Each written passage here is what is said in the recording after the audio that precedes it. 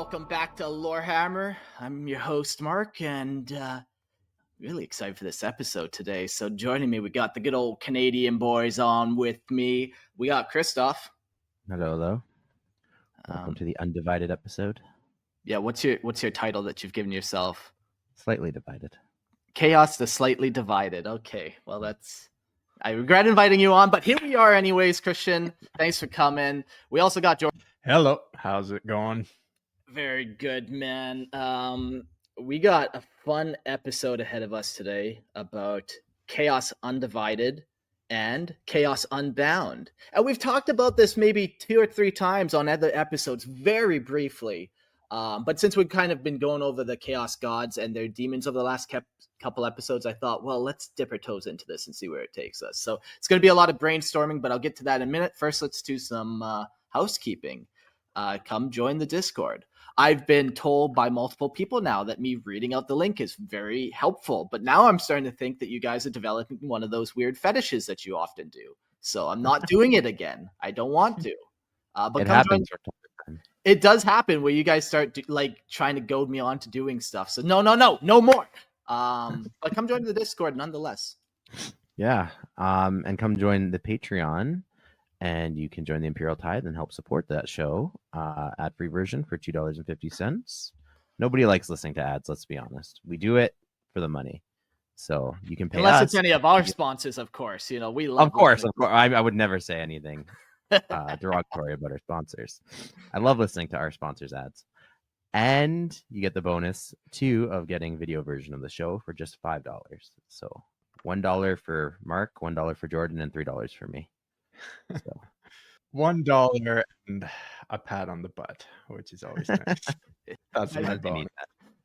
It's a hefty price, but I'm willing to pay it every month. Oh, man. And if you are paying $1 and a pat on the butt, you can also join the Patreon. You could join the live stream, not the Patreon. We have a live chat going through the show, and we often engage with the listeners in the chat. You'll hear us periodically interjecting comments from the comment section. And then we also do a call-in guest at the end of the show. And as always, you can join me for Whiskey and Warhammer. Today, we're doing a beer again. Moosehead Lager, nice, Ooh. Crisp, reliable one, because I'm out of whiskey. Well, I have whiskey. I just don't want to open the bottles because they're super expensive. And I was given some Mooseheads by a customer of mine in my job. So how is the Canadian boycott affecting you? Can you still get some of your favorite drinks, or are they off the shelves? I have no idea, actually. I haven't really. I don't think they did that in Alberta, to be quite honest. I don't think they took American liquors off the shelf. So I think that was just like Ontario, and just the retarded places of Canada. Pretty much all the retarded places of Canada. Totally a gimmick. Is Americans could give 2 shits about whether or not we sell American booze. Hot take from Jordan. I love it. Yeah, I keep joking about Alberta becoming the 51st. Fuck Canada. Alberta becomes the 51st. I move back up there, and I keep my vow of never going back to Canada. But I'll go back to Alberta, which will become the 51st, and we'll podcast again. Absolutely. I mean, I'm more of a fan of Albertan independence, but I'll take becoming the 51st state as a consolation prize. Yeah, one step at a time, and then the 51st takes over all of America, and then we become, exactly. That's a different episode. This episode we're doing Chaos Undivided and Unbound, and it's gonna be fun. So in this episode, I'll kind of do the outline here. We'll start with the Pantheon. Talk about the little gods for a real quick second. Then we'll talk about the combined legion, so what that looks like when multiple gods bring the legions together. Undivided demons. Are there specifically demons for Undivided? And then what it looks like if you possess them, bind them, demon weapons, you kind of heard the drill before. And then war gear, different types of banners and instruments.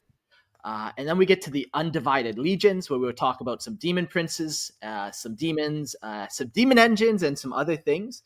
And then finally, we will get to what I'm excited to talk about is Chaos Unbound. And in the last half of this episode, we're going to be kind of breaking apart Chaos Undivided and Chaos Unbound.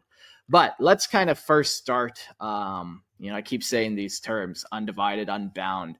So let's start with undivided. What does that actually mean? It's had different meaning throughout the years. Like way back in earlier lore, Chaos Undivided mean you did not serve any of the gods. You served the warp. You served the powers of the warp. You were a bad guy, but you did not serve any specific god. Such instances of this were like Perturabo of the Iron Warriors. Or the Night Lords. Night Lords, another good one. But probably around that same time as the Horus Heresy books came around, we've seen this change of definition to the new lore of Undivided, where it's you serve two or more of the Chaos gods. So it could be in a combination, it could be rotating. Mondays is always Corn Days. Thursday is Chinch, of course. Slanish Wednesdays. And since, it's Slanish, they also get Sundays. But this is just a product of late stage capitalism, consumerism. We can't just have one god. We have to do multiple gods. Buy four times the minis. Yes. Yeah, no, exactly. And I love it for that. And fuck, because capitalism demands even more of us, I even created the Unbound faction. So, if that's what Undivided is, you're serving two or more gods. Unbound is kind of like the old lore where you're serving no chaos gods, more like Abaddon the Despoiler, where he's like, yeah, I use the powers of the warp for my own good, or like Alfarius and his legion, the Alpha Legion, they also kind of like, I'll use chaos to my own ends. Yeah, it's more self-serving use of chaos. Yeah. So we'll eventually get into Unbound, but we're focused first on Undivided. You might be wondering though, how does Unbound differ from Malice or Malal, which is the fifth chaos god? That is the god of gods against itself, chaos against itself, where Unbound, the warp is still like friendly to the warp. It's not trying to undo itself. The demons of Unbound will still work with the other demons, but it has a different end to it. But we'll get to it later. So it's different than this Malice concept.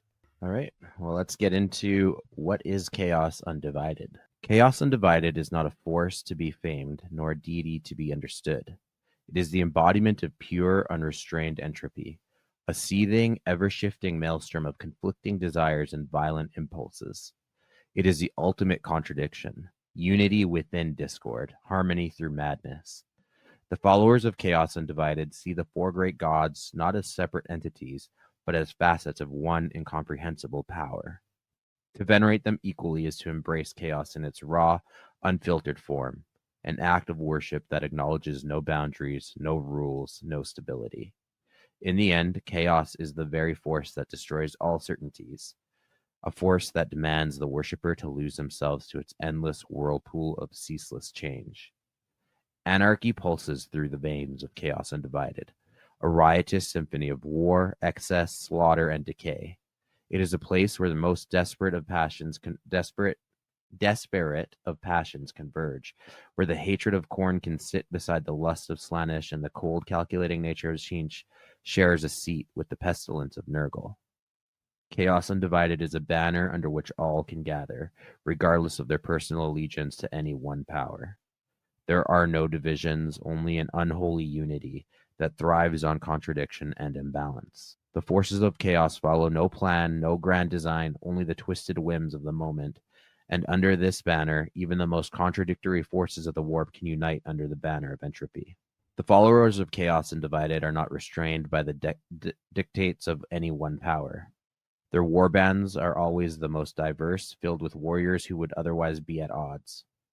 In their ranks, Khorne's bloodthirsty berserkers fight side by side with Slaanesh's hedonistic warriors and Nurgle's rot-infested champions. Even Tzeentch's scheming acolytes are drawn in, their webs of deceit entangling the chaos field rampage. The very nature of Chaos Undivided forces these compelling desires to clash in explosive, anarchic harmony. In their constant war, they do not seek to serve one god over the others. They seek to serve the chaos that birthed them all. They are the purest expression of chaos itself. wielding it like a weapon that can destroy empires and twist the very fabric of reality. There is no safe path in the service of Chaos Undivided. Those who follow this creed walk a dangerous line, risking their souls to gain favor from the forces far older and more powerful than they can comprehend. Some may seek to use chaos as a means to their own selfish ends, seeking power, immortality, or ultimate destruction. But the price of such ambition is high, for the chaos gods are fickle, their blessings fleeting. To embrace Chaos Undivided is to risk everything, to trade your soul for the chance of power and glory. And yet, few can withstand the seductive whispers of the warp. Most who dabble with chaos are consumed by it, their bodies twisted into the hideous forms of chaos spawn, their minds shattered by the constant war of wills that rages within them. Chaos Undivided is the ultimate corrupter, a force that devours all who come into contact with it. It offers power beyond mortal imagining, but at the cost of everything that defines one as a human, or anything else. The followers of Chaos Undivided understand this. They embrace the eternal struggle, the slow, inevitable fall into madness. There is no salvation, only transformation. To worship Chaos Undivided is to accept that nothing will ever be the same again. You will never be the same again. The price is madness, the reward is power, and in the end, all that remains is the corruption of everything you once were. Yet, in this endless descent, they find freedom. The freedom to be whoever or whatever they choose, to serve none but chaos itself. That last line's kind of cool, where it's kind of at the end of all this, you're gonna basically lose yourself. You typically do when you lose yourself to the chaos gods, but this one, it's almost intentional that you lose yourself to one of them. Like, the end goal is to power one of the gods, to power chaos itself. It's not so much like to serve them for a long time, and dying would power them. So, it's not. It's a different type of goal almost sometimes. Yeah, the ultimate price to the gods. And we'll get into them, the Pantheon. And we've done more in-depth episodes on the Pantheon. You could just go back in our recent catalog, but we'll do a quick cursory overview of them just so we have them fresh in our minds. In Warhammer 40k, the Pantheon is a terrifying and incomprehensible force composed of 4 distinct yet intertwined deities: Khorne, Nurgle, Tzeentch, and Slaanesh. These gods embody the very essence of corruption, warping reality with their influence over the emotions and desires of mortals. While they may seem to represent opposing forces, war, decay, change, and excess, they are unified in their shared devotion to chaos, the primordial force of destruction and transformation. Together, they weave a dark, malevolent tapestry, constantly vying for supremacy, yet bound by their insatiable hunger for worship, suffering, and power. Mortals who serve them are twisted by their influence, their fates sealed by the capricious whims of these ancient god. Getting fun, yeah. The chaos pantheon. What happens when you start to put gods side by side? We're first learned about Khorne. The blood god is the embodiment of violence, bloodshed, and war. He thrives on the destruction of his enemies and the brutal, unrelenting pursuit of combat. His followers, berserkers, warriors, and killers, are driven by an insatiable thirst for the blood and battle, offering skulls in tribute to the dark god. Khorne despises magic and trickery, valuing physical strength and martial prowess above all. His followers seek to prove their worth through relentless slaughter, knowing that each life they take fuels Khorne's endless hunger for war. In the eyes of Khorne, there is no honor except in victory, no glory except in spilled blood. Nurgle, the Plague Father, represents decay, disease, and the inevitability of death. His domain is one of suffering, rot, and slow, insidious destruction. Nurgle's followers embrace their suffering, viewing it as a twisted gift that grants them strength through resilience. Plague bearers and those afflicted by his gifts wear their diseases with pride, for in Nurgle's eyes, suffering is not a curse, but a means of transcending the pain of life. His rot spreads throughout the galaxy, a plague that consumes all things, but in his wake, Nurgle offers his followers a strange form of immortality, resilience against the ravages of time and death itself. And remember, kids, Grandfather Nurgle loves you. Okay, let's get into Tzeentch. The changer of ways is the god of change, ambition, and deception. He is the master of schemes, ever watching and ever manipulating, weaving webs of fate and plotting the rise and fall of empires. Tzeentch's followers are often sorcerers, manipulators, and those with a thirst for knowledge and power. They embrace the endless transformation of reality, using their cunning and sorcery to shape the future of their desires. Change represents the unending pursuit of change, the constant reshaping of the world, and the unpredictable twists of fate that keep his followers always striving for more. To serve Change is to seek enlightenment, power, and dominion over the ever changing flow of time and reality. And Slaanesh, the dark prince of pleasure, is the embodiment of excess indulgence and hedonism. Slaanesh seeks the heights of sensation, pushing the limits of pain and pleasure, joy and torment. His followers indulge in every form of excess, from the pleasures of the flesh to the intoxicating highs of the creativity and art. Slaanesh's champions are often seduced by the pursuit of perfection, caught in the endless cycle of wanting more beauty, more pleasure, more excess. The followers of Slaanesh live for the moment, seeking to experience everything life has to offer, even if it means embracing the darkest aspects of existence.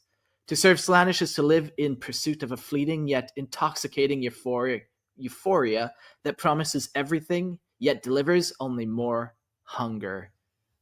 That the god of addiction almost. We've talked about the chaos gods and like how, well, okay, if you do kill somebody for corn, but you do it perfectly or you do it excessively, you start powering different gods. Sometimes the gods goals align and then you get what are the combined legions. Though the ruinous powers are in constant rivalry, their demonic legions sometimes coalesce into terrifying hordes under the banner of Chaos Undivided. An unholy fusion of Khorne's wrath, Nurgle's decay, Tzeentch's sorcery, and Slaanesh's indulgence. These monstrous hosts arise when the tides of the warp shift in favor of pure, unrestrained destruction, or when a greater purpose, be it the annihilation of a hated foe or the corruption of an entire world, demands their combined strength. Such warbands are nightmarish to behold. Demons of Khorne charge forward in an unrelenting fury, their brass-clad forms wading through their miasma of Nurgle's rotting legions, while Tzeentch's ever-changing horrors weave their chaotic sorceries across the battlefield, all as Slaanesh's exquisite fiends dart between the carnage, reveling in the slaughter. Though these alliances are temporary at best, bound by mutual opportunity, rather than true unity, they represent the terrifying reality of chaos. No matter how much the gods feud, their legions can still stand as one, an unstoppable force of corruption, madness, and ruin. Yeah, I'm starting to put together the picture of the different demons like standing side by side and all the different colors and stuff. And it's interesting, we'll get to my version of kind of Chaos Undivided eventually, but in this version, they're definitely separate demons coming together, like to battle side by side. These aren't new creations by the gods. Yeah, I think even doing like combined legions is just fun on the miniatures. It'd be fun to do because, a little more creativity, do some more mixing and matching. But all right, let's get into the first combined legion, Khorne and Nurgle, the Rotfang host. They are a brutal warband where berserk, disease-ridden warriors spread both carnage and plague in equal measure. Their rusted weapons dripping with both blood and infection. That's actually pretty dope. Tzeentch and Nurgle, the blighted flux, a shifted tide of corruption where ever mutating plagues twist flesh and fate alike, leaving only maddening survivors racked by both sickness and warped reality. Slaanesh and Nurgle, the festering ecstasy. A nightmare of pleasure and decay, where pain and sickness are embraced as forms of exaltation, and the line between suffering and indulgence is completely erased. Your fingers rot off, and you're like, yes, this was wonderful. Again, now do my toes. Or STDs. Just the warband of STDs. Yeah. When you're fucking an Urgling's pustules, this is how you get the festering ecstasy. Anyways, Khorne and Tzeentch, the Crimson Paradox, a warband of sorcerous butchers, where warp-fueled fury meets devastating cunning, wielding raw chaotic energy as both blade and spell to rip reality asunder. Warhammer Fantasy has a really cool priestess of corn, where you get the strong like magic slash blood god vibes, which they typically conflict. Corn isn't all about magic and scheming, but it is cool when they do come together. And like, while he's not into it, if I'm like, hey, Corn, what about blood magic? You into that? And he's like, well, go on. Now we're talking. Does have blood in it, of course. Yes. Yeah. All right, let's get into Khorne and Slaanesh, the Howling Symphony, a cacophony of carnage where bloodlust and excess intertwine. Each kill a frenzied work of art, and each battle a performance of madness and delight. Tzeentch and Slaanesh, the Gilded Masquerade, a deceitful and ever-shifting host where illusions and temptations weave together into a trap from which there is no escape, luring victims into their own ruin. If you ever watched Cirque du Soleil, that's what I imagine is something like that. Yeah. Like, or you can't comprehend what you're watching, and then you're just sucked right into it. Yeah, for sure. That dual kind of magic and like illusions of Slaanesh, for sure. And then you could get fun with these, and you could go, well, what about if we combine 3? So then you could get such fun ones as the festering Rotfang Flux.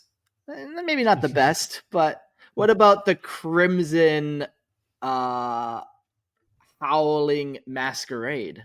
Okay, sure. But you could get some fun ones, come up with different themes of why they're working together and all that kind of stuff. You would really get like with Demon Princes, like kind of get the vibe off of like, okay, why are these guys together? Well, like, what's this Demon Prince up to that's kind of bringing them together? Yeah, it's definitely ripe for like telling your own stories or finding unique combinations to create a custom warband or something. Yeah. All right, let's get into the undivided daemons. Furies, the chaotic, maddening demons of Chaos Undivided, are born from the raw, unshackled energy of the warp, a manifestation of pure fury and endless conflict. Unlike demons, bound to a singular god, Furies serve no one power, but are instead creatures of pure anarchy, embodying the essence of chaos itself in its most unrestrained form. They emerge from the fabric of reality in a storm of howls, their wings and limbs disjointed, their forms shifting between incoherent masses of rage and energy. With every moment, they ripple and change, ever settled, always thrashing against the very notion of order. These beings bear allegiance only to the essence of destruction, corruption, and change. Their devotion to chaos itself fueling their relentless drive to tear at the fabric of reality, to distort it, to sow madness wherever they go. They are not subtle. They do not seek whispered bargains or seductions. They are pure violence, the embodiment of the storm that rages across the cosmos. No single deity can claim them, for their allegiance lies in the fractured, swirling depths of the warp, where all powers merge and clash in a ceaseless spiral of ruination. Cool. So Undivided does actually have the ability to create their own demons, Furies, which seem to be different than other type of warp anomalies like Enslavers, the Enslaver Plague. Those guys are not Chaos Undivided. They're their own thing. There's a lot of those things, but Furies are definitely these like scrap combinations of violent warp energies that are able to manifest because they almost have the same purpose as the other chaos gods, like the same end goal of chaos. Yeah, they're really cool. I don't think they've made models for them in 40K, but definitely Fantasy has released Chaos Furies, so like they do have models you could theoretically use. Yeah, we're gonna come back to the Furies a lot in this episode, especially in Unbound. But we'll leave that there. But yeah, the Chaos Furies from AOS and stuff is super cool. Yeah. Not to be confused with furries. No, different Chaos beast. But Furies kind of look like gargoyles, very much gargoyle-esque. Yeah. All right. Think of them as like the lesser demons of Chaos Undivided. The way you have like the equivalent of like Bloodthirsters or what are the Nurgle ones called? Not Pox Plague Walkers, Demonettes, Horrors. Yeah, they're like on that same level as those ones. Yeah, they that's a good way to think of it, but it's not necessarily It's not a true, one-to-one but comparison, but yeah, like it's not even like a one-to-one comparison. It's just they aren't lesser demons, but they are comparable to them. But like that's just being a dickhead arguing semantics essentially, and we will do that later. that is my favorite thing to do. Yeah, we will say, because what you said kind of bangs on what we're gonna do later. But anyways, what happens if you get possessed by an undivided? To be possessed by Chaos Undivided is to be torn apart and reforged in the fires of unbound madness, as countless demonic entities war for control, their gibbering voices flooding the mind with conflicting commands. The victim's body twists into a nightmarish form, jaded wings, clawed fingers, and leering shifted faces, becoming a shrieking conduit of raw anarchy, doomed to burn out in mindless carnage unless bound to a stronger will. Far worse is possession by rival gods, where Khorne and Slaanesh trap a soul between berserker fury and paralyzing ecstasy, or Tzeentch and Nurgle, where a wretched body between a grotesque mutation and rotting decay. Such wretches are chaos incarnate, their existence a ceaseless contradiction of agony, change, and corruption. Yeah, this is fun. If you get possessed by this, it's the possible multiple demon possession where they're vying over your soul and they're not going to treat you well, but also it could be a lot of power. Yeah. Is this where spawnhood might come from? Like just turning into like a gibbering mess? Yeah. But you could start getting some cool mutations too. You get like the slithering tail from Slaanesh worship, and then you also got like a bulging bicep from like punching shit. But just one. Yeah, just one. You only need one. All right, let's get into the bound. To bind a demon of Chaos Undivided is to shackle a storm, forcing raw anarchy into unwilling servitude. Furies, the shrieking embodiments of chaos, make for volatile bindings, thrashing against their prison, be it a blade, helm, or tome, whispering in discordant voices and subtly shifting when unobserved. A fury-bound sword may strike with unnatural hunger, but the moment its wielder falters, it twists in their grip, forcing betrayal or self-destruction. Far worse are artifacts infused with rival gods, their bound demons locked in eternal war. An axe bearing Khorne's fury and Slaanesh's finesse shifts unpredictably between brutal slaughter and precise agonizing cuts, while a staff infused with both Tzeentch's sorcery and Nurgle's decay unleashes power that mutates and rots in equal measure. Such bindings are not weapons but curses, damned objects that twist fate and flesh alike, ensuring those who seek to master them are ultimately consumed. Yeah, that's really cool. Like just an unpredictable weapon of like great power, but like utter devastation. Yeah. Can't control it. Think of it as like, almost like a nuclear energy. Like, yes, it's super powerful, but if can be super unstable and cause problems for you as much as your enemy. Yeah, like if your containment breaks for this, it's not gonna be good.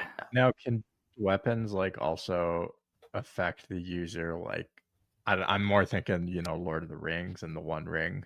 How that like sort of perverts the soul, corrupts you. Can bound weapons do that as well? Yeah, Fulgrim is a great example of that. Okay. Yeah. Yeah, they're whispering in your ear. Right. Yeah. Gotcha.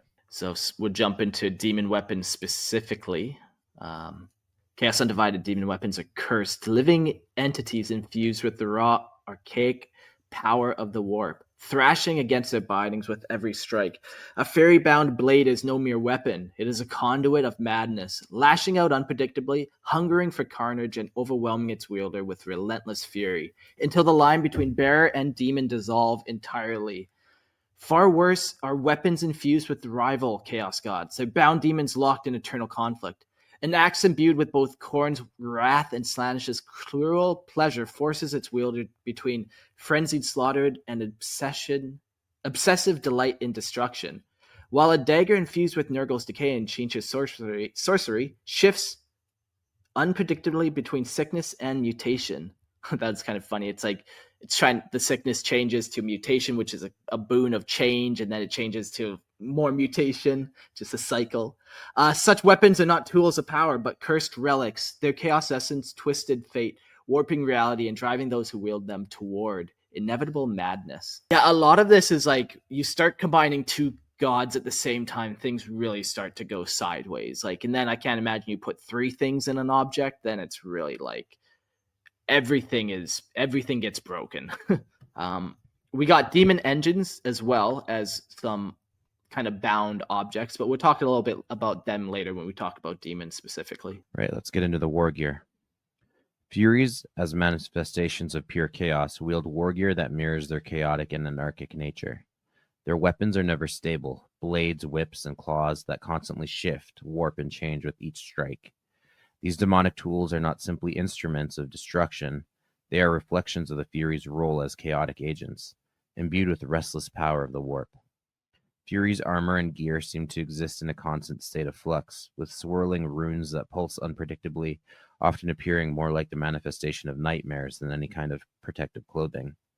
Some might wield shattered shields that ripple with psychic energy, or chains that lash out in unpredictable patterns, ensnaring their foes or tearing through armor with savage abandon.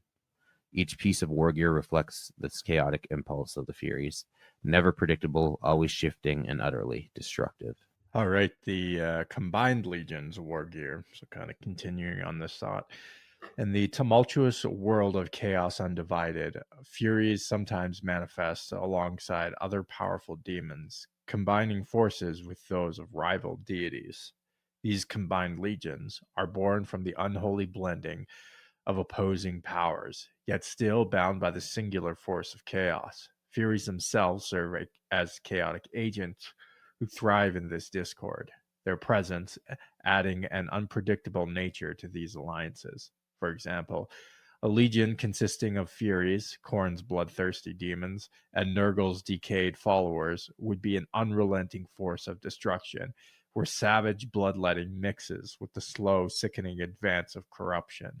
The Furies' role in these legions is often that of wild unpredictability, acting as harbingers of chaos and forcing even the most controlled of forces to collapse into madness. Their presence destabilizes, ensuring that even in the midst of opposing deities' forces, chaos remains supreme and unfettered. Yeah, I pictured the Furies now getting involved and taking the war gear from the other legions that we've talked about, whether it's like a musical instrument or a banner of rage or whatever. I also see kind of like the Khorne or the Furies kind of being middlemen between the legions. Kind of if a banner falls for one legion, they'll go fly over and pick it up and make sure the legions are still kind of united. Or if the legions maybe turn on each other, they maybe pick the right side to make sure things balance out or simmer down or however it works.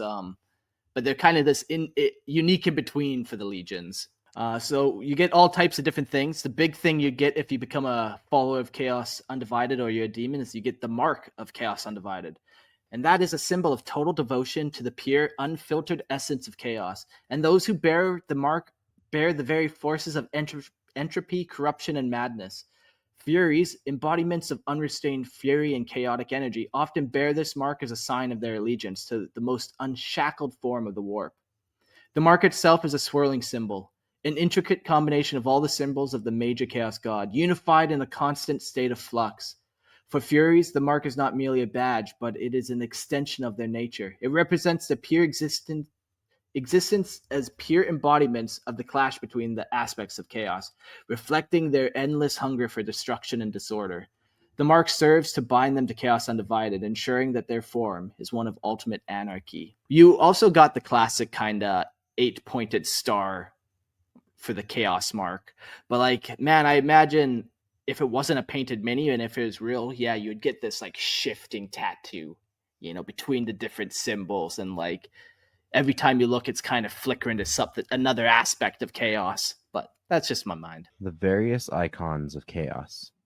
Each god of chaos has its own icon, a representation of their power and influence across the universe. For Furies, these icons represent the instruction of all the chaotic energies they embody. Intersection of all the chaotic energies they embody. Though they may not serve a single deity exclusively, Furies are drawn to the icons of all four gods as symbols of the discord they sow. Whether it is the skull of Khorne, the chalice of Slaanesh, the pestilent symbols of Nurgle, or the eye of Tzeentch, Furies are often seen bearing these icons in battle, not as symbols of devotion, but as a way to fan the flames of discord, pushing all forces toward madness. Their icons, imbued with the essence of each god, resonate through the Furies, amplifying their unpredictable nature and ensuring that no battle involving them remains stable for long. Yeah, so that is cool that they can have any of the symbols. Yeah. It's just a free for all out here. Yeah. Chaos. Some might describe it as chaotic. Yeah. Yeah. Instruments of chaos. They are tools of dark power, often bound to specific forces or individuals that can manipulate the very fabric of reality in the service of the ruinous powers.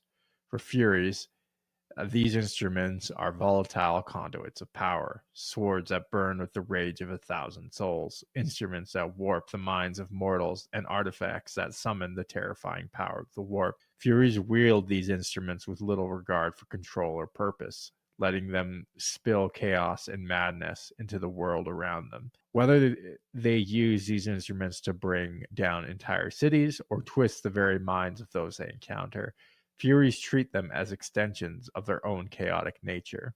Every instrument is a weapon of madness, a tool of destruction, and a catalyst for the unending war of chaos against the cosmos itself. So is this like a musical instrument? Is that what we're talking about here? Yeah, and I tried to word it like, just imagine a non-musician picking up a musical instrument and like just not handling it well. Like he's not using it. It's chaos. So, whether he uses the drum as a hammer or the guitar strings as garrots, it's up to the chaos of it all, I think. Okay. Gotcha. I just feel like, they're not using these instruments for music in the same way the other legions do. Yeah. Just making random noises and killing people with them. Yeah. Instruments were always intended to be used. Yeah. All right. So now we'll get to the undivided demons. So there's a couple different types of demons that we know kind of exist for undivided. We got demon princes. We'll talk about some examples of them and what that looks like. Like we said, we also have furies. And then there's also demon engines. So let's get into these kind of things. Chaos Undivided does not play favorites, and neither do its demons. These furies, wretched and tormented, are wild, are the truest manifestation of raw, untamed chaos. Ringed horrors that soar through the warp and real space alike, shrieking in ceaseless agony. Unlike the greater demons of the dark gods, they are claimed by none, spurned by all, existing in a state of eternal damnation. Born from the souls of the faithless and treacherous, and those who failed to fully devote themselves to a single god. They are twisted by the ever-changing tides of chaos, their bodies writhing in unstable mutations. When they manifest in the material realm, it is a swarm of shadowed silhouettes, their leathery wings beating against the air as they descend upon the battlefield in mindless fury, ripping and clawing anything in their path apart. They are scavengers of war, drawn to carnage like vultures, feasting on the fear and suffering of the dying. Yet, despite this monstrous hunger, they remain cursed, forever unwanted, forever yearning for a patron that will never come. Yeah, like definitely furies are the biggest things when it comes to this. We get into some weird territories when it comes to demon princes. Like how does that work? Where does the power come from? What happens if one of the gods take away the power of, if a demon prince is powered by two and one god takes it away, what happens then? There's some weird stuff that's always happened and maybe we don't have the best examples of. Yeah, like even a lot of the undivided stuff generally is kind of speculative, in that there just isn't that much about it. Like there's not many official war bands other than like the big ones, but yeah, there's a lot of detail that's missing for sure. But let's explore the demon princes. Chaos Undivided demon princes are former mortal champions who ascended to demonhood through their unwavering devotion to chaos as a whole rather than a single god. Unlike their counterparts who serve Khorne, Tzeentch, Nurgle, or Slaanesh, these beings embody the unpredictable and ever-shifting nature of the warp, wielding powers granted by all four ruinous powers in a delicate and volatile balance. Their forms are twisted and immense, a fusion of the traits of multiple gods, hulking with unnatural strength, wreathed in sorcerous energy, resilient beyond mortal comprehension, and exuding an aura of dark majesty. These demon princes often act as warlords of chaos legions, commanding vast armies of mortals, demons, and warbands bound by raw, ambition, rather than loyalty to a single deity. However, their allegiance to Chaos Undivided is not without peril. Without a single patron to protect them, they must constantly prove their worth, lest they be cast down by envious rivals or consumed by the very forces that elevated them. Yeah, it's like the greatest payoff or the greatest risk, right? Like you're messing with four powers that are often at odds with each other. If it works, great, you become very powerful and can like access the power of all the gods, or it can go very sideways very quickly and you turn into a gibbering chaos spawn. Yeah. And let's just say we don't have a lot of examples of where it goes right in this situation. Often you're not going to dupe the gods, but there are a couple notable demons that seem to kind of have done it. The most notable is Be'lakor, and then we also got Madil, but we'll talk about them a little bit later in a second. We'll dive now to Furies. We talked about their purpose kind of a lot. They're kind of scavengers of the battlefield. We talked a little bit about how they're formed, but let's talk about their appearance. You ever watch the Gargoyle TV show? Yes. Yeah, so I was looking at images of them today. Some inspiration. That's all I'm saying. We'll get there. Furies are. Sorry, that's just an underrated show. I'm sure it like unlocks the memories for hundreds of listeners just now. Yeah, man, fucking classic. Furies are twisted, nightmares creatures. Their forms are grotesque fusions of avian, reptilian, and demonic features. Their gaunt skeleton bodies are covered in patches of coarse, matted fur and leathery skin, stretched thin over wiry muscle and protruding bone.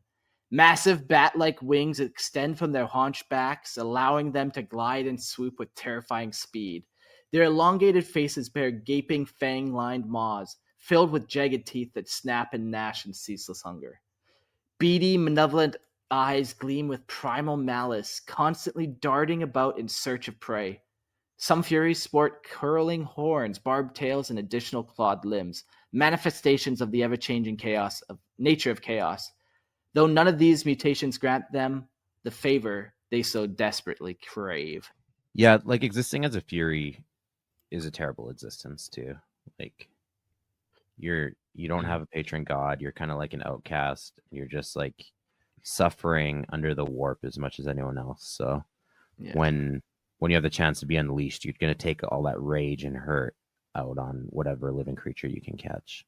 Like they're truly wretched beasts. No, I'm somewhat unfamiliar with these units. You can play them on tabletop. Yeah, for sure you can. Are they do they vary a lot in appearance, or are they kind of all uniform? I was gonna pull up pictures later in this episode, but might as well do it right now for you. This is what they look like. They are pretty similar. Yeah. Okay. Yeah. I mean, you can, I guess, change their positions, I guess, a little bit, but yeah. Okay. Yeah. It's like a species. Yeah, they have like a consistent look about them. There's also an older set of Furies that I didn't know about that came out in 2002 on the Lexicanum. Oh yeah.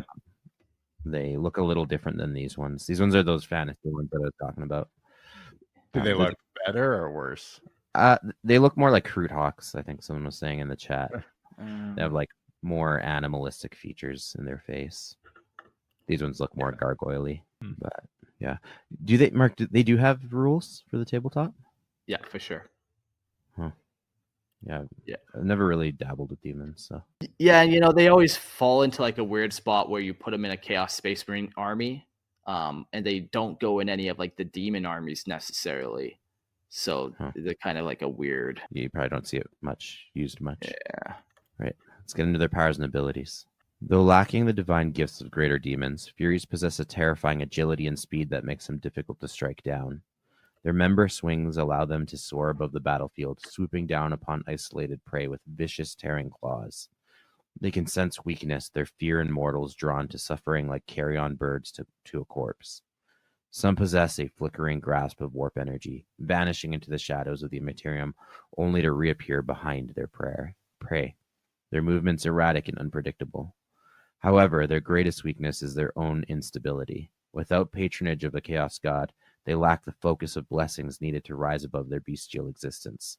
doomed to forever skulk on the edges of true power. Yeah, like I said, the Fury's existence is very miserable. They're just a miserable, wretched group.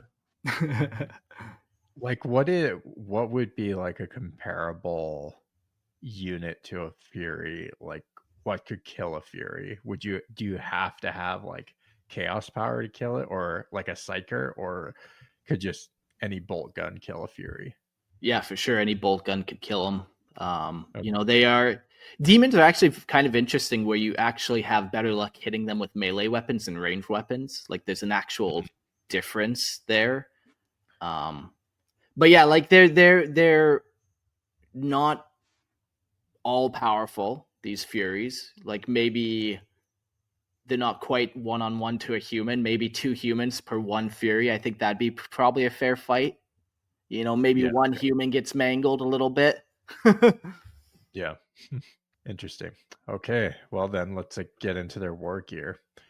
Unlike the demonic warriors of the Chaos Gods, Furies do not wield weapons, armor, or arcane artifacts. And Grimaldus in the chat says they're on tabletop, their toughness is like 3 or 4. So evidence just by the fact they usually don't wear any kind of armor. So obviously they wouldn't be that tough. But their war gear is their own twisted flesh, razor sharp talons that rend through armor, dagger-like fangs that tear into flesh, and the raw power of their wings that send them streaking through the sky. Some bear mutations that grant them barbed tails, venomous stingers, or additional limbs to lash out at their victims. Do you guys have any thoughts on where they get those mutations? Is it just like through chaos or the warp, or can Eugene seed them or something like that? Just like anything on the warp, I think there's always an element of unpredictability. Might have an extra thumb, or an extra claw, or an extra tail, barbed tail. Grimaldus in the chat wants to know how many Furies Christian could kill. That is a good no. At least 7. I'm just ballparking. Yeah. Okay.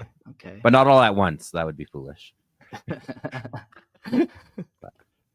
I'd take one at a time. Well, I'm glad eventually the Furies do take you away, dragging you, kicking and screaming. The 8th Fury gets Christian. All right. It's actually a popular saying in the warp. The 8th Fury gets the Christian. Their very presence carries the taint of the warp, and prolonged exposure to a Fury's essence can leave mortals afflicted with madness, paranoia, or even spontaneous mutation. Okay, that kind of answers my question there too. Yet, despite these terrifying traits, they remain little more than savage predators, forever denied the blessings and true weapons of Chaos's favored legion.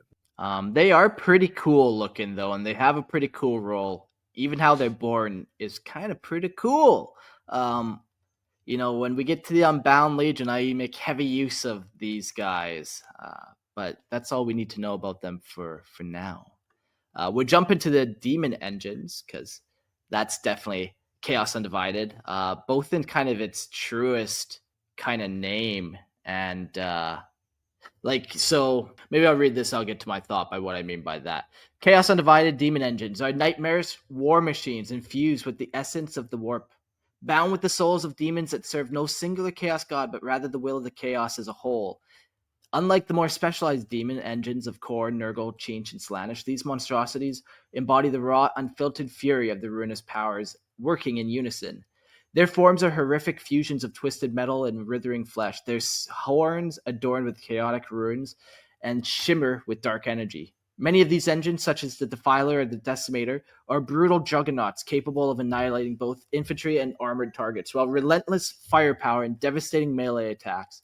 Others, like the Hellforged vehicle of the Dark Mechanicum, are ancient relics of war, corrupted over millennia and now driven by the tortured and enslaved souls of the former crew.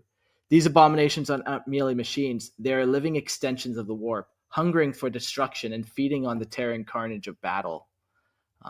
And then, you could have any kind of demon engine that's not specific, like Soul Grinders, Mauler Fiends, Forge Fiends, Hell Drakes. There's a whole Defilers. There's a whole shit ton. But Demon engines, we've talked a lot about them being aligned to a specific god. Like, okay, when you take a demon and put it in an engine, you get a corn engine. But when you take Undivided, you get kind of this undivided. But since they also come from Vashtar and the Soul Forge, and they kind of swear allegiance to that and kind of swear to uphold that, they're kind of undivided in and of itself. They're this kind of other branch where they're like, we kind of want chaos to be working together. And these guys, these soul grinders, are going to hold this bond true. Yeah, they're almost like another sub faction within Chaos. Yeah. Yeah, like not quite undivided, because like undivided is you worship them all equally, or kind of is the concept or the goal roughly. But yeah, that's like, yeah, you worship more just chaos and destruction. Serve that. Right, let's get into some notable demons of Undivided. Notable demons of Chaos Undivided are those that exist outside the direct worship of one specific Chaos god, representing the tumultuous, unpredictable nature of the warp itself. These demons, like Furies, are often more chaotic and driven by their desires rather than any one deity's demands. A Fury, for example, might gain favor from one of the Chaos gods through acts that align with that deity's desires, such as spreading discord for Slaanesh or executing acts of brutal violence for Khorne. However, it is also possible for such a demon to earn favor in ways that lead to recognition and a title from another Chaos god, perhaps due to its ruthless efficiency, craftiness, or chaotic nature.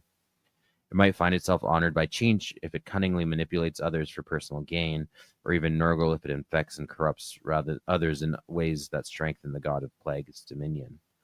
Chaos, by its very nature, often rewards power, ambition, and the ability to manipulate the forces of the warp, leading to strange alliances and titles being granted across the Pantheon, creating demons that exist at the fringes of one of the gods' influence, but under the broad umbrella of Chaos Undivided.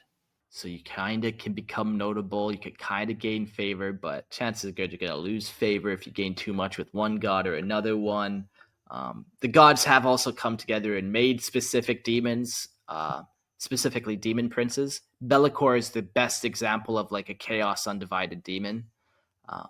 But yeah, like the thing about Undivided is it's very fickle and changing, you know? Yeah, it's kind of hard to wrap your mind around a bit, but Yeah, and not a lot of constant in it, where the other legions are like, okay, I can get like angry red demons or like purple pleasure maids. I can get these kind of images and carry them through. well, let's get into you just mentioned Be'lakor, and we did cover Be'lakor in episode 123, the first of the Damned. So if you want to go back to that episode and check it out. Anyways, he's the oldest known demon prince of chaos, uniquely favored by all four chaos gods, but eternally cursed to serve rather than rule. Once a mortal champion, he ascended through the blessings of the ruinous powers, only to be denied the dominion he craved. Instead, the dark gods bound him to a cycle of manipulation and servitude, forcing him to crown each new ever chosen while never claiming the title himself. A master of scheming and subterfuge, Be'lakor operates from the shadows, corrupting warlords and sorcerers, seeking to break free from his cursed existence. Unlike other demon princes, he serves Chaos Undivided, wielding the gifts of all gods while truly belonging to none. His dark aura makes him difficult to banish, ensuring his return from defeat as he plots vengeance in the depths of the warp. I kind of like, I almost wish they included more characters that kind of work in the shadows. And maybe that's just because like a lot of stuff I'm reading right now is like I recently read a book about Alan Dulles, who's like the first director of the CIA. And he's like not a name that a lot of people are familiar with, but he was an incredibly nefarious person and You don't say. did a lot of crazy shit. And and not to get into this, but he probably assassinated JFK. But and now he's going to assassinate Jordan. Shit. No, he's already dead. But thank God. But it is funny. Alan Dulles himself actually never ended up he had wealth at one point, but he kind of ended up dying poor. But anyways, kind of an interesting story. But in any good like intrigue or powerful force, you always got to have those characters who are like in the shadows, being the mastermind that aren't the public facing person. So anyways, just a thought. In the 41st millennium, Be'lakor has capitalized on the chaos of the Great Rift, leading his own legions of demons and expanding his influence beyond the shadow of the demon Primarchs and Abaddon. He played a key role in the fall of Cadia, using his mastery of shadow to weaken Imperial defenses and aid the 13th Black Crusade. While Abaddon remains chaos dominant force in the material realm, Be'lakor steadily gathers power, seeking to challenge his rivals and carve out his own dominion. He is the embodiment of Chaos Undivided's ambition and treachery, forever plotting to overthrow those who stand in his way. Though the dark gods may never grant him the throne he desires, the first damned will never cease his efforts to seize it. Yep, absolutely. He's the 40K equivalent of Alan Dulles. Yeah, goddamn. Alan Dulles became a demon Primarch. He absolutely did. His expertise was like overthrowing governments and other countries abroad. So this like totally fits the bill. So, anyways, I'm glad you picked up and mentioned the shadowiness of it. Man, we're almost at the unbound portion where, believe it or not, I'm going to bring that up some more as kind of the key features of Unbound. But that episode we did, episode 123, Be'lakor, was a lot of fun. In that episode, we went on a crazy journey, and we ended up at the conclusion: is Abaddon the despoiler Be'lakor? So, like, if the time in the warp is essentially meaningless, and once it happens all across the warp, Abaddon could be Be'lakor.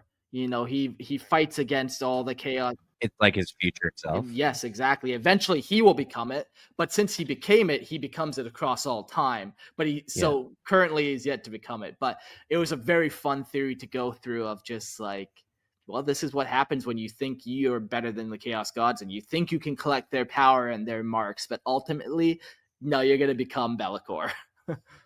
That's really cool, actually. I dig that, honestly. Yeah.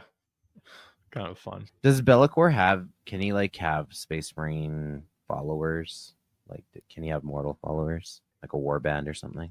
Yes. Now, what was fun about him is Be'lakor's a huge fucking demon, man. He's powerful. So his followers, he prefers the company of Imperial Knights. Yeah, he rolls with knights, man, and that's his Is that vibe. canon, or is that you inserting that? No, that's canon, man. No, he has a knight household that he took over, and like he brought it into the warp, and that's like his knight household in his world. And this whole picture of Be'lakor, the Lord of Shadows, creating like shadows for his knights to hide, and you got these 50-foot tall robots disappearing into shadows. He just always has to go bigger. He's like, oh, you have Space Marines 8 feet tall? Okay, cool. I got knights that are 50 feet tall. So yeah, let's look at another demon prince. Madail was a powerful demon of Chaos Undivided, summoned during the Horse Heresy after long preparations. His arrival was tied to the Ruin Storm, a massive warp disturbance that disrupted the Astronomicon. On the death world of Pythos, chaos-worshipping Davanites, guided by a messenger from the warp, played a key role in this summoning. The remnants of the Iron Hand's 111th Company, along with Raven Guard and Salamander's allies, unknowingly allowed these cultists to settle near their base. When the Davanites revealed their true allegiance, it was too late. Madail manifested, demanding their sacrifice. Their blood empowered a final ritual that unleashed a full-scale chaos incursion, overwhelming the Iron Hands as demons and Pythos deadly predators tore through their ranks. Captain Durun Atticus led the last desperate charge to send a warning to Terra, but though the message was sent, it was indecipherable. With the Legionnaires slaughtered, Madail took control of the ruined strike cruiser Veritas Ferrum, warping it into a demon vessel to spread chaos across the so Madail, sorry, I said he was a demon prince. He's just a demon. Yeah, he's hard to say. Like maybe he's a greater demon of Undivided, but honestly, Samus people think is better suited for that, and this is more demon prince. But With Undivided, it gets weird, and even later we talk about Runestorm Brutes, which or another type of demon. So we get weird when we get into Undivided because these terms have not been cleared, and some of them kind of started at one spot and then it shifted. And anyways, yeah. Okay. Taking the title of the Pilgrim, Madile led a fleet of warp-corrupted ships sowing destruction across the galaxy. He saw his mission as a divine crusade in the name of the ruinous powers, bringing their gifts to unwilling worlds. At some point, he was charged with a sacred task, the corruption of Sanguinius, Primarch of the Blood Angels. When Sanguinius, Reboot Guilliman, and Lionel Johnson attempted to breach the Runestorm to reach Terra, they encountered Madile's path of devastation. The confrontation culminated at Daemon, where Sanguinius was drawn into a portal at the altar where Horus had once fallen. Inside, he was presented with a vision of the Emperor falsely congratulating him for saving the Imperium. Realizing the deception, Sanguinius struck down the false Emperor, who was revealed to be Madile in disguise, attempting to tempt the angel into taking the throne for himself. With his trickery exposed, Madile abandoned subtlety and unleashed his demonic hordes, seeking to force Sanguinius into servitude. Bound by demonic chains, the angel was given a choice: take Horus's place as War Master of Chaos or die, dooming his sons to the eternal curse of the Black Rage. Sanguinius refused, and the brutal battle erupted. Guilliman, L. Johnson, and the Sanguinary Guard breached the portal to aid their brother, and in the ensuing chaos, Madile and Sanguinius were both gravely wounded. Trapped between the Veritas Ferrum and the portal on Daemon, Sanguinius was ultimately saved by his loyal herald, who sacrificed himself to pull Madile into the abyss. Despite the apparent defeat, Madile later returned during the Siege of Terra, leading a host of demons against the defenders of the throne world. His fate beyond this climactic battle remains unknown, but his role in the heresy left a legacy of destruction, deception, and the will of Chaos Undivided. And then the Lupercal says, I'm sure the way he presents himself to Sanguinius is he is the herald of Chaos Undivided. Yeah, and that kind of gets interesting. Like, herald is a type of demon. It's specifically like a better, lesser demon. But also that could just be a title, you know, and he's his own special class of demon. Because that's the weird thing, too, about the gods and chaos in general. They can make one-offs that are not like anything else. And not just like a named greater demon, like a completely new creature. Entity, style. Yeah. So yeah, especially with like his power levels, like he seems very powerful for being his own independent creature. He seems more like Demon Prince level in my mind. Yeah. And then we get to Samus. We've mentioned him a bunch. I'm not gonna do too much on him this episode because he could get his own episode. He's a very interesting daemon. And also, I'm not sure if he is Chaos Undivided. So this is up for debate too for this episode, but we'll get to this in a second. Samus, the demon prince of the Runestorm, is the name of a demon that was initially manifested on the 6319 near the end of the Great Crusade. Like a particularly all-powerful demon, Samus is an echo of a particularly powerful act or emotion that has taken place in the Materium. The time this act within the Materium is not particularly relevant to the demon's manifestations, as there is no time within the warp. Thus, demons may be spawned from acts that take place well after they first appear.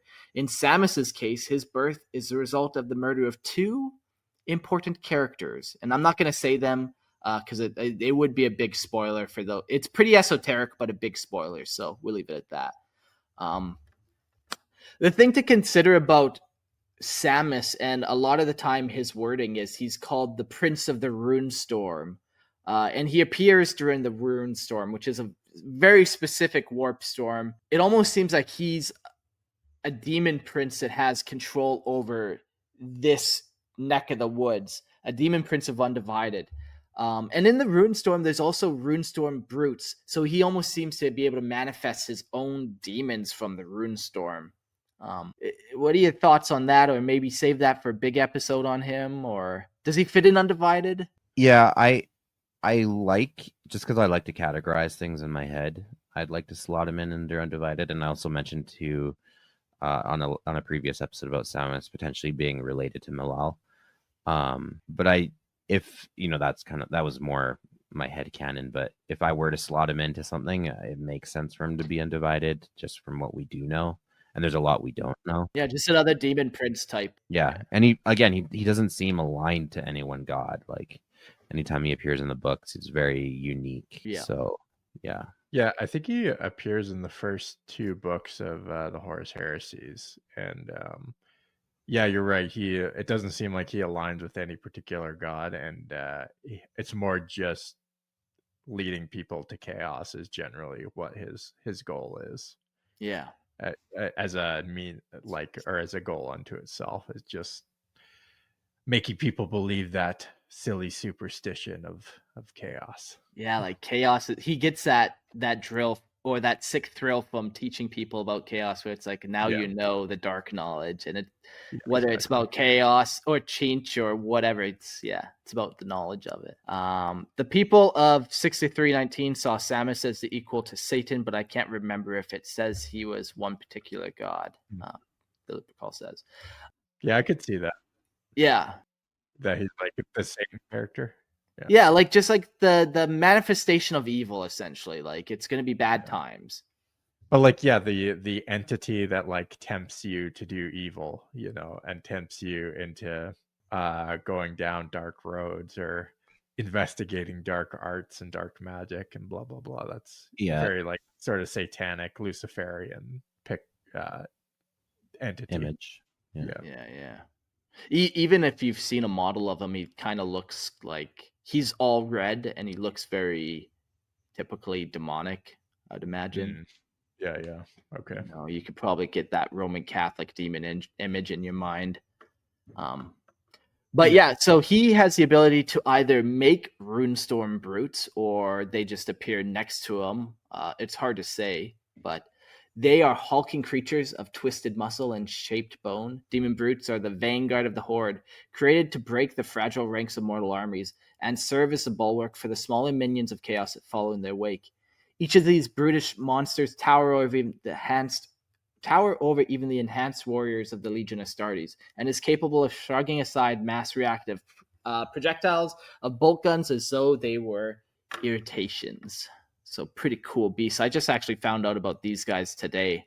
They got a pretty cool model online. All right, so now we've learned about kind of Chaos Undivided. Let's say like 90% of what we talked about was pretty canon, we'll say. And now it gets a little crazy where we're going to start separating some terms. We're going to start making our own and just trying to clean up Undivided. It's chaos, but we still want it to be nice and organized so we can build organizational flow charts to build our armies. So let's start with Chaos Undivided versus Chaos Unbound. Chaos Undivided is the worship of chaos as a whole, where the followers either revere all 4 ruinous powers equally or pledge themselves to the broader forces of chaos without favoring a single god. Champions of Chaos Undivided often seek balance between their gods, using their gifts using their gifts while avoiding the pitfalls of total servitude to one master. Chaos Unbound, on the other hand, is a rejection of the gods altogether, drawing power directly from the warp itself rather than offering devotion to any deity. Those who follow this path see the warp as infinite, untamed force, one that can be wielded without bending the near to Khorne, Chinch, Nurgle, or Slaanesh. Unlike Chaos Undivided, which still operates within the framework of the Dark Gods, Chaos Unbound treats the warp as raw, ever-shifting wellspring of potential unrestricted by divine will. However, this path is not without its risks. Without the patronage of one god, one is left vulnerable to the chaotic tides of the immaterium. Their sanity and soul constantly at risk of being consumed by the very power they seek to control. So basically, Unbound is the old school version of Undivided. In Unbound, we're going to start lumping characters such as the Iron Warriors and Perturabo, the Night Lords and Curs, the Alpha Legion. What other one is there? Word Bearers. They would go into Undivided because they serve all the gods equally. And then, of course, you got like the World Eaters who serve Khorne, and you branch it out to specifically. But what would you do with Black Legion? Undivided, where they serve, one or more gods. They're not Unbound for sure, because Unbound is like, it would be maybe closer to what Abaddon personally thinks, but the Black Legion as a whole still want to serve chaos and not use it. Kind of track. I think so. Yeah, okay. So the first little separation that we're going to do is the separation of furies. They are no longer undivided demons. To be a undivided demon is to be a combination, not something new. So both legions, though they harness the power of the warp, their philosophy and methods are fundamentally opposed. The Undivided Legion exists as a union of chaos gods, blending their gifts and creating terrifying hybrid forces that reflect the twisted synergy of the ruinous powers. In contrast, the Unbound Legions reject the gods entirely, drawing their strength from the raw formless essence of the warp itself. While the Undivided see themselves as the ultimate expression of chaos through divine fusion, the Unbound scorn such devotion, believing the true nature of chaos is infinite, ever-changing, and beyond the petty rivalries of the dark gods. This ideological divide makes the two factions natural enemies, one seeking to merge the wills of the gods while the other striving to exist beyond them. So we got the two kind of legions. We got Undivided Legions, and we got Unbound. We'll start with Undivided and break that down a little more. The Undivided Legions are not merely war bands that refuse to pledge themselves to a single god. They are the direct result of chaos in combination. These legions embrace all four ruinous powers at once. Their warriors infused with multiple divine gifts, creating horrifying blends of their patron strengths. Their sorcerers weave spells that mix the blessings of Chinch and Slanesh. Their warriors charge into battle with the unrelenting fury of Khorne and the undying resilience of Nurgle. Most disturbingly, the chaotic fusion of energies sometimes births hybrid demons, abominations that carry the traits of multiple gods, rare and terrible manifestations of divine convergence. The Undivided Legions are chaos at its most structured, paradoxically disciplined in their worship of the gods' combined power, believing that only through unity can chaos truly dominate reality. Yeah, so hybrid demons in these Undivided Legions and the concepts, yeah. Just imagine a bloodthirster that also has like the pox on it, and it has boils and it's carrying the plague. Do you like this hybrid demon, or is it like the gods can't quite combine powers like that? You know, it's like if you put two powers together, it explodes. I like it conceptually because you could come up with some pretty cool. I'm all for more customization. Yeah, So like the kit bashing of this, man, would be wild. Yeah, I'm just already picturing like slapping Khorne demon wings on a plague, not a plague bear. What are the big ones? Great unclean one. Yeah, this fat like flying yeah. thing. Oh, yeah. Yeah, like the combos you could do are just cool. I don't know if I love the idea though. Like I don't know. It feels like I don't know what the right word is. Like heresy. Like they're not supposed to mix. But that makes them extra damned. It makes it's like more forbidden. It's like, oh, we shouldn't. No, but it's more like almost like a mathematical impossibility of the universe. Like these things, like they can't actually mix. What I could maybe buy more is like maybe a Chaos Primarch or Astartes like pledges himself to two chaos gods and sort of gets the powers of both and can kind of like integrate both two chaos gods. But I don't know if I totally I don't know. I have to read about it a little more to be totally convinced that this can or should be a thing. Yeah, like this is definitely my thought for sure. So I'm glad you're hesitant. But like I just think about these actions that like feed two gods at once. Could there not be a demon that specifically manifests from that eventually? Where these, you know, they're that middle ground where, okay, well, yeah, that's 90% Khorne, but there's a 10% demon of Nurgle in there just because of death. Yeah, like a freaking bloodletting demonette, like the combos you could do. Man, like, and it's because it feels wrong. I like it. I like it more for chaos, right? Like it truly is like blasphemous to chaos itself to do this. So well, she's just gonna go all the way. Just like take a bunch of don't even close your eyes and take a bunch of random pieces and glue them together. Oh, Jordan, you made chaos spawn, and that's what happens to most of these creations. Is where they just become too much chaos. and Yeah. completely not functional or Yeah. aesthetic. Now, like these hybrids, I imagine they are super rare. They're super rare, and like you kind of pointed out, Jordan, where they're typically going to be mortals that became demon princes and get these kind of dual Yeah. hybrid. But man, I just imagine on the very rare circumstances you get those hybrid lesser demons or the hybrid beasts. Yeah. Fair enough. Hybrid demon engines would also work very well because you can cram as many demons as you want into one engine. Yeah, some are Korn, some are Nurgle, some are Slanesh. Just shove them all into a tank and see what happens. Yeah, slap the top of the soul grinder. Look how many demons I can fit in this bad boy. Yeah. Yeah, I definitely like the Undivided Legion. Some fun concepts in there. Like that wasn't my goal of this episode, unfortunately, necessarily. Like I like the unbound aspect of this and what this opens up. Purge says in the chat, I would say the Night Lords are unbound by your standard. Chaos worship is frowned upon there, and while destined to be a traitor legion, regardless of the events, they just because the nature of the legion. Yeah, no, for sure, they are definitely unbound, just like the Iron Warriors, and just like this the Alpha Legion as well. So yeah, let's get into unbound legions. Jordan, read that off, and then we'll get into some brainstorming. Alrighty. The unbound legions forsake the gods entirely, choosing instead to wield chaos in its purest form, most untamed form.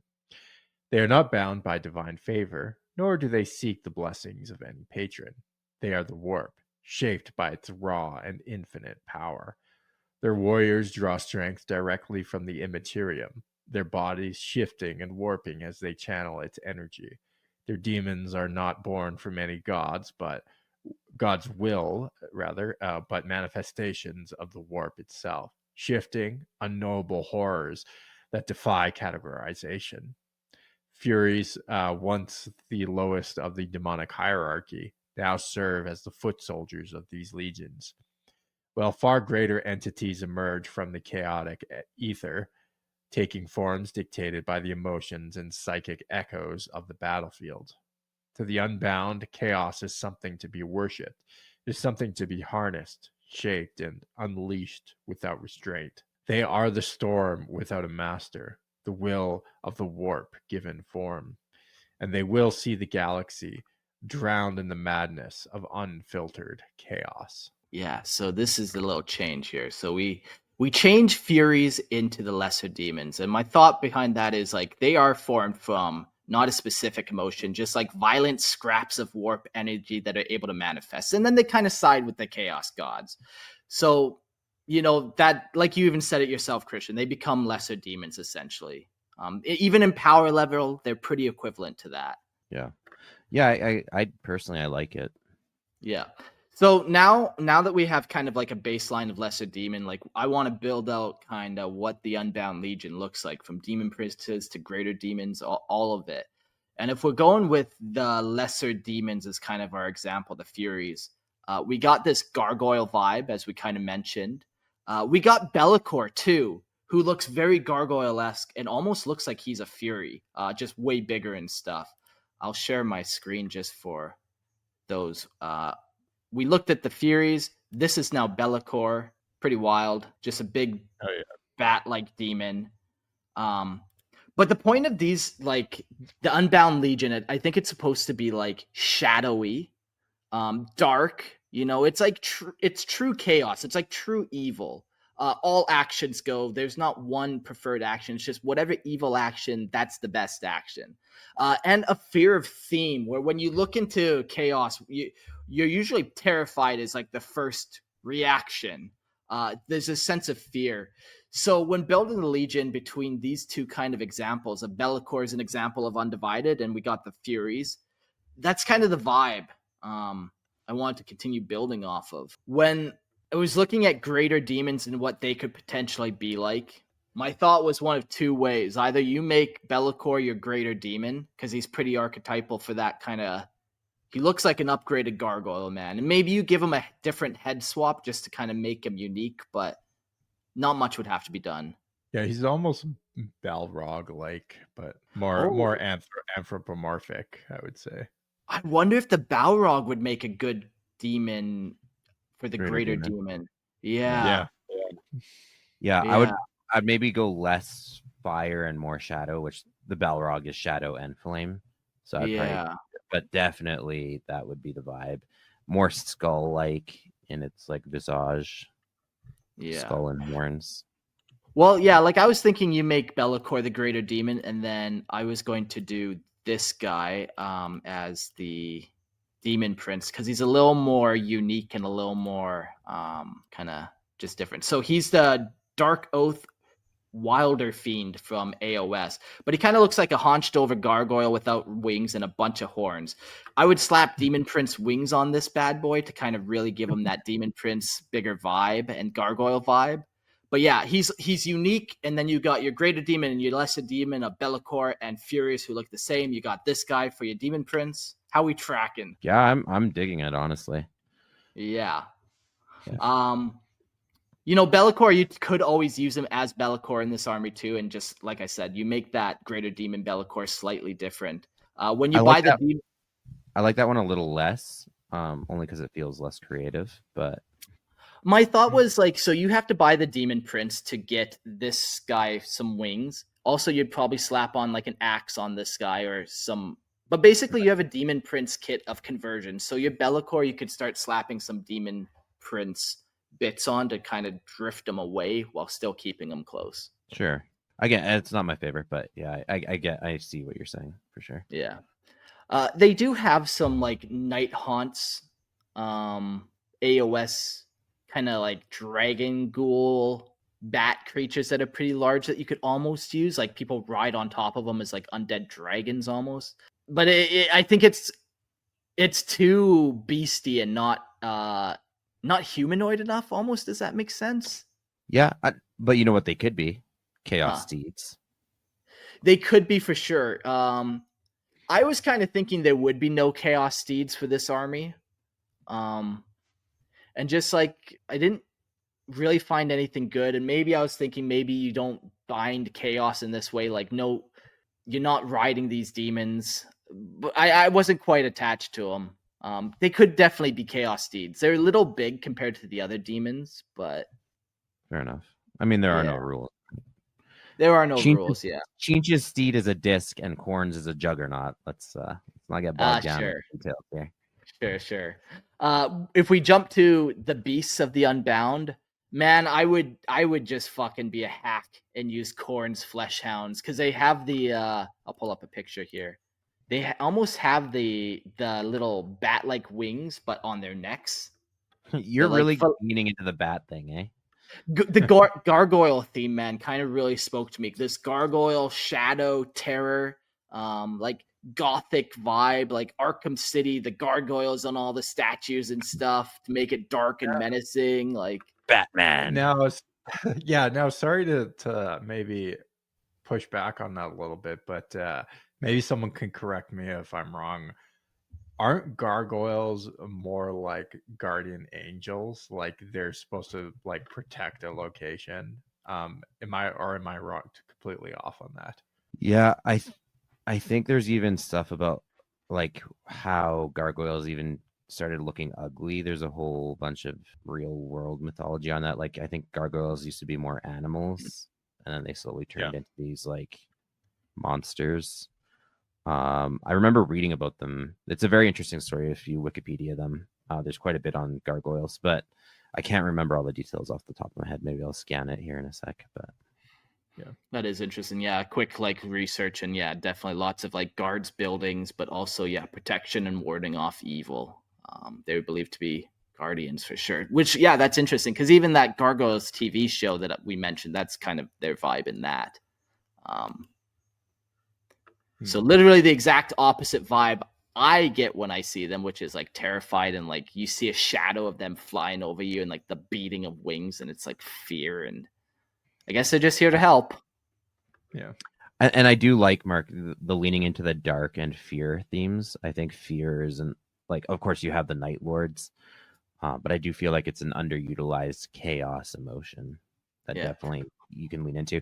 Now, I'm not a big fan of your use of another god's sworn creatures. I totally get what you're doing with the frills being like bat wing like.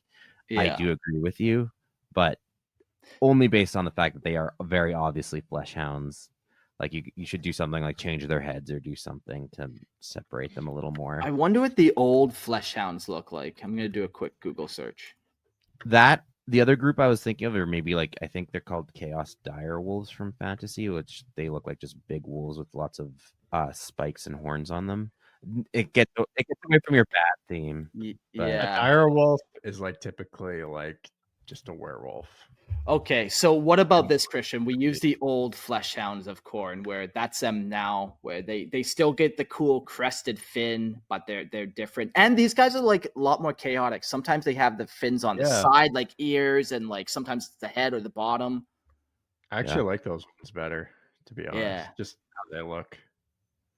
More chaos. Yeah, I would give you that, and that'd be a cool excuse to use both versions of the same model. I could get behind that. And obviously they Yeah. would be probably like black and gray rather than red. Yeah, like the goal is shadow. Like even Bellicor, like a lot of his psychic powers involve like this darkness and like an aura of feeling dread and like, yeah. So definitely dark colors. That would definitely be the beast. You mentioned steeds. Like I said, I didn't have a good one, man. And I kind of figure I don't like know. those bat things, honestly. I don't know why you don't like them. let I think well, let me show you just how big it is here. Because maybe when you see it, you're hung up on them being equivalents, though. Like again, when one steed is a disc and another steed is a juggernaut, you couldn't get more different between those. yeah, okay. So I don't see a problem with it. And maybe they're more Yeah. rare or more powerful. Like that's okay too. I suppose. I honestly just Okay. really like them because they fit totally in with your bat theme. Yeah. Okay, I'll allow it. Yeah, no, it's fine. Yeah. Have I won you over? You won me over. Yeah. Always. I'm a reasonable man, you'll find. And then the final part of the puzzle is the demon engine. Soul grinders, I think, are fucking tight for this purpose, man. Like they're these kind of exposed demons welded to a machine. Yeah, I think they're perfect. You could obviously put them in any one, but I think the soul grinders fit. Yeah, even like their look, the look of the demons, like face, is very much in line with the themes we're going for here. So yeah, like you could go with like hell drakes or whatever they are, but I feel like that's just like you don't get that like exposed like what the fuck is this now? Like honestly, I've never been a fan of those demon engines. The Helldrake or the what's the big beast looking one? Yeah, like Forge Fiends or Forge Molly Fiends. Yeah, I've never been into that aesthetic anyway, so I'm okay with omitting them from this project. Yeah. And yeah, I think soul grinders, but you could use anything you want. So to go back, the theme of the Unbound is gargoyles / bats. We never talked about heralds.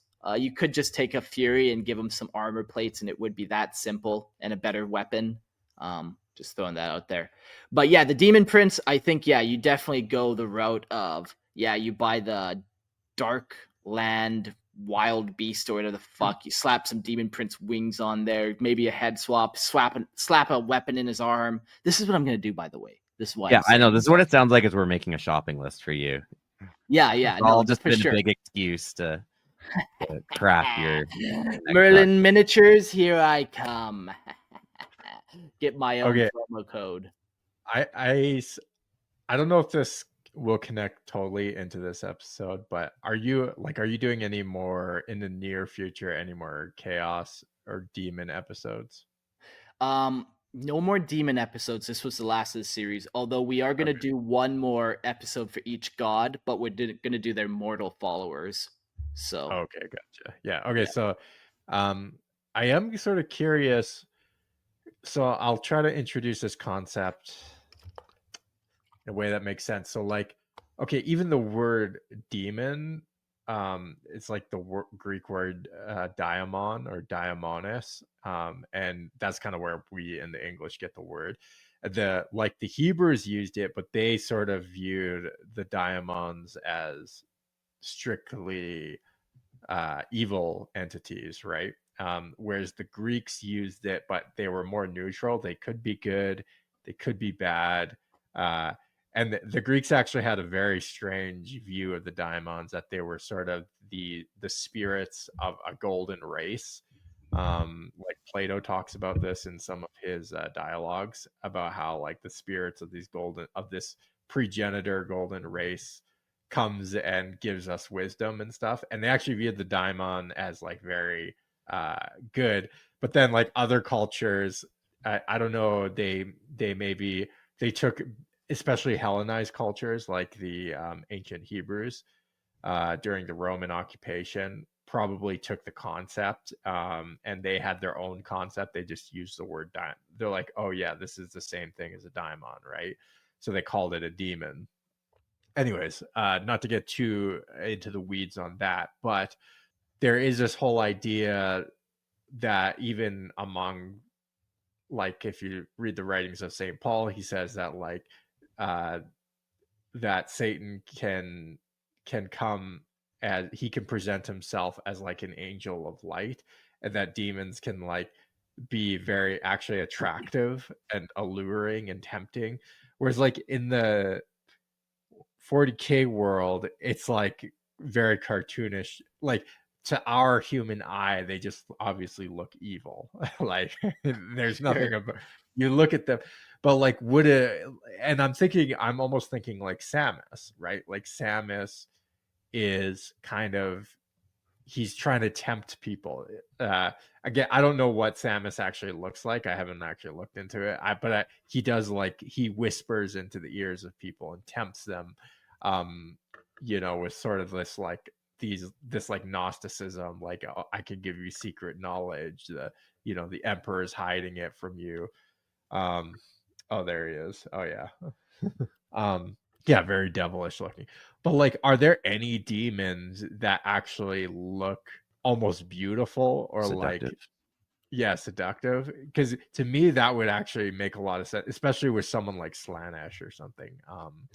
But I don't know if that's like an idea that is like utilized at all with the demons. Not so much broadly, but you kind of mentioned it, that Slanesh does take on that aspect. Like demonettes often take the form of your desires specifically, and then like usually after you're already enthralled, they turn into their actual demonic form. But that's very broad, right? Like if they could appear as like an attractive woman, and like that's what gets you. But it's not the same. I know what you're saying, but like kind of that Luciferian kind of like it's like the illusion of good, but then it leads you to the path of good intention leads to damnations type concept. Good thing. Or like Sauron, exactly. Like he appears as like a bearer of gifts and like light and bright and like good, the appearance of good. That's not really something that I've found totally explored. But Mark, what's your? I feel like they should. I feel like just with 40K though, it's not supposed to be these good things. It's supposed to be very clear shades of bad. I feel like you could find like a balance though, where you can create like even a miniature or a character that it is sort of has this. You're going into the uncanny valley where it looks beautiful and ornate, but there's something sinister about it. You know what I mean? Like there's something there's something almost off-putting about it, but it's still like it's not just like purely grotesque looking, if that makes sense. I pulled up some Slanesh demons, and let's see if any of these tickle your pickle. How about this 6-titted beauty? Oh yeah. Yeah, that's doing it for you. You're still especially tits guy. What about this one? More many tits. No, I Jordan, how's this as a thought? What if that's the role of like more like the Blood Angels and the Imperium, in the sense of like the Space Marines are monstrous. If the Emperor is actually a chaos demon. I'm thinking less literally and more like conceptually, where like I said, the Emperor, or sorry, the Blood Angels, for example, or Space Marines more broadly, are like angels of death. They are monsters. They transcend the human, but are also like very, like they're the best of us, but also like there's something very wrong with what they are. They're no longer human. And I But think there's something majestic about a space marine, right? Like, yeah, but there's also something equally monstrous about them, right? Like think about it. They're built like in real life, if someone was a space marine, they'd be horrifying to look at. Like, and their whole existence is predicated on destruction. Like they are engineered to destroy. So again, like yes, they are the best of us, but also the worst impulses of humanity. And like I said, Blood Angels are great for that because they lean on that very angelic theme. But again, when you look at what their purpose is and what they actually are, they're monsters. A lot of that's coming from like my conversation with Rick Priestley is they're vampires or blood-sucking monsters. Jervis Johnson got a hold of me through email. I reached out to him, and we're going to set up a time. So that's the next big old hitter from back in the day that we got an interview with. So super excited to kind of do that, man. It's so crazy hearing these old guys and like what were your intentions actually, man? Yeah. Tell me. Yeah. Yeah, and that was one that really stuck with me is like, yeah, Space Marines are cool and epic and everything, but also their intention and purpose are like brainwashed, they're kidnapped as children, like everything about what they are is pretty awful too. Yeah. So, and that's where I think that those elements of like almost a Luciferian like seduction, which like again, like they look freaking sweet, they look awesome, but like would I offer up my kids or myself to become a Space Marine? And like honestly, chances are you're gonna die. No. You're gonna die a horrible death before you even get that far, right? Like everything about the process is horrific. And I think that is where that comes from. And even the whole idea of like the chaos divide within the Space Marines is getting away from the demons and stuff.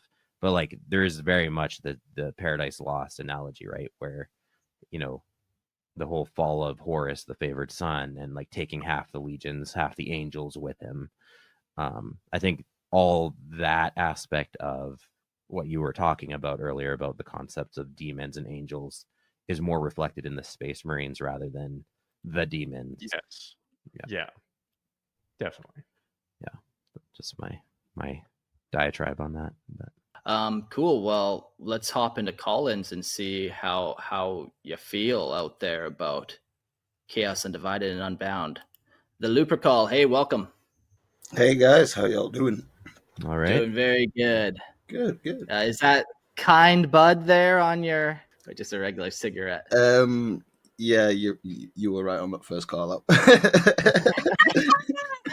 Nice. Okay, so you're getting in the mindset of craziness. What do you think of this episode? Do you like the concept of Unbound? Am I taking Undivided and just putting labels where they shouldn't be labels? I do like the concept, both concepts of what you put across. I do agree with the way that you do Undivided, which would, for me, be all the Chaos Gods working together for a united front.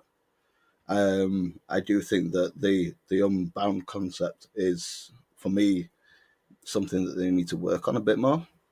There's a lot of things that could come forward where there could be the general definition of chaos of everything being completely out of control by bringing in more unbound factions where even the Chaos Gods lose control over their own units per se, and maybe even like something corrupts them into a higher form of evil.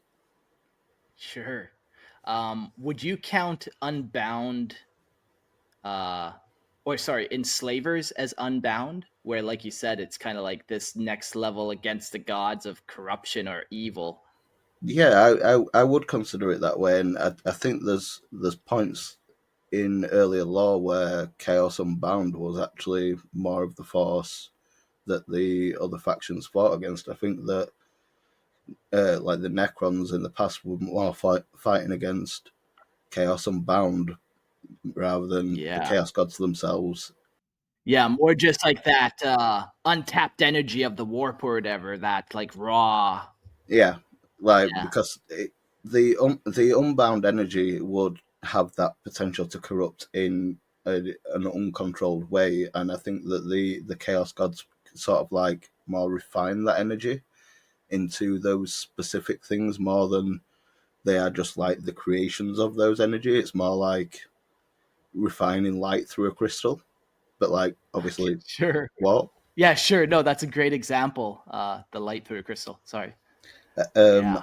I also think that um, there's a lot of things that get mentioned in like the books and in the lore that we need a tabletop representation for, because there's so many amazing things that you could do. And I know a few people in the Discord do it, where we'll do like tabletop simulator battles to help them write the lore out.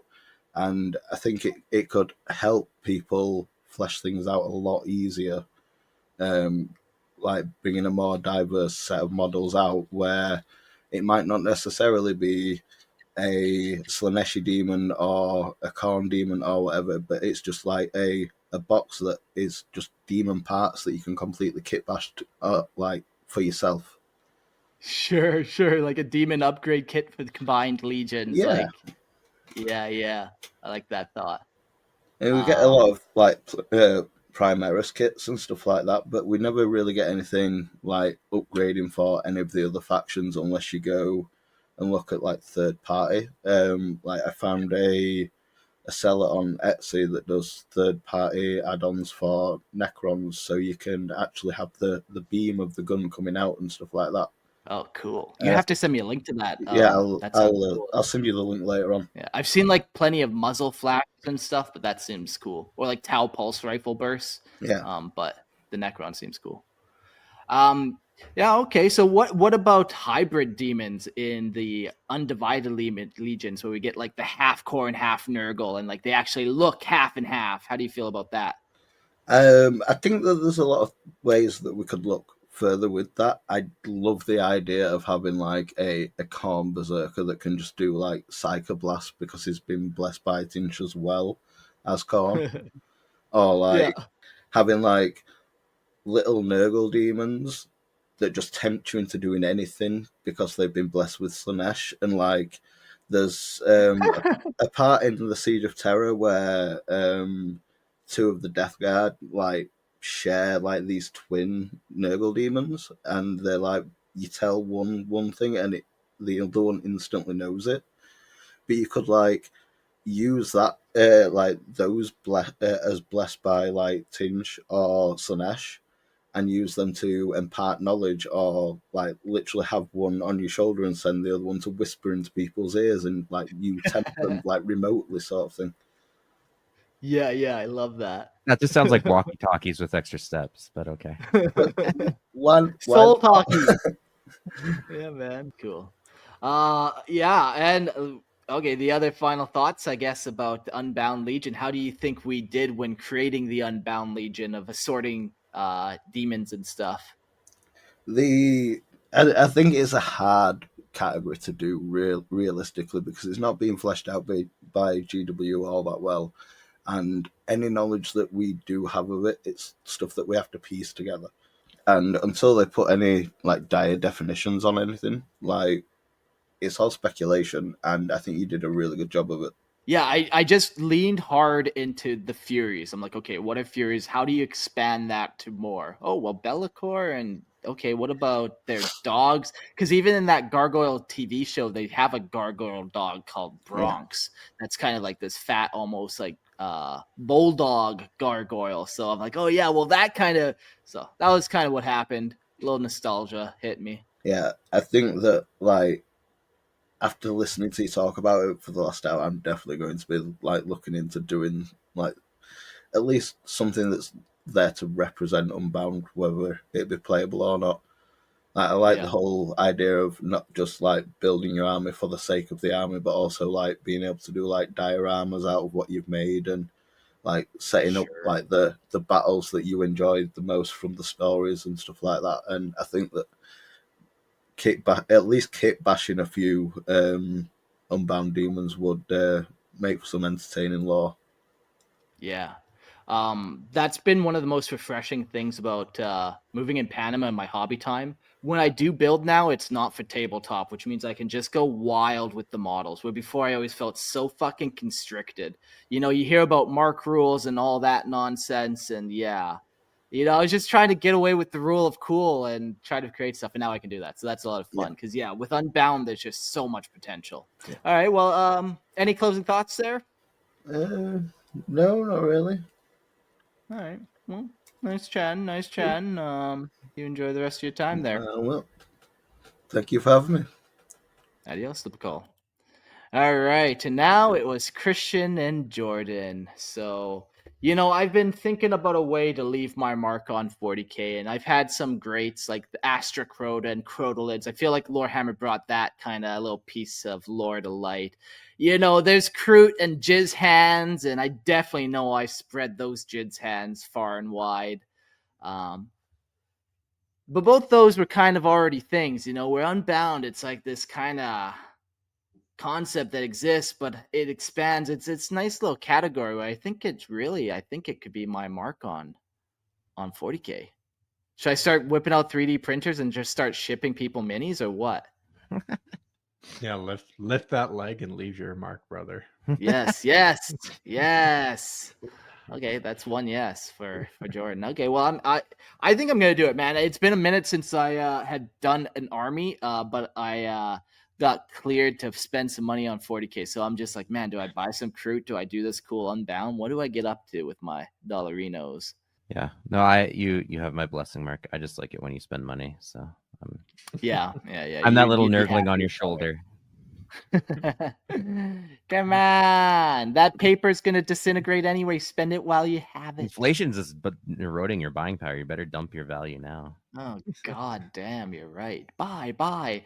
Well, that's the end of this episode. It was a lot of fun kind of doing Unbound. Check up on me in 6 months and we'll see if I actually fell for this chaos trap. I've hovered over the buy button a couple times. I got tabs on tabs open, but I and you should go check out Merlin's miniatures, and maybe we will get tempted further, and maybe we will use promo code Lorehammer and maybe we'll buy.